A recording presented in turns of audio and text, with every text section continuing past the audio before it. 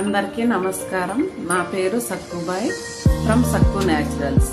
మా పాపకి ఫేస్ లో కొంచెం గ్లో తగ్గడం, పింపుల్స్ రావడం వల్ల బయట ప్రోడక్ట్ వాడాము.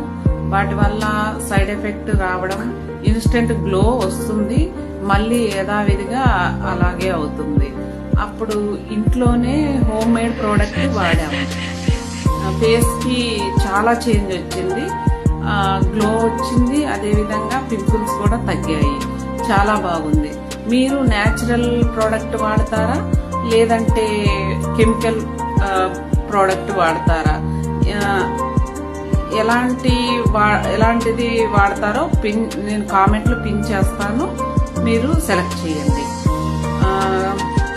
న్యాచురల్ గా ప్రోడక్ట్ వాడతారు అంటే కామెంట్ చేయండి. Thank you.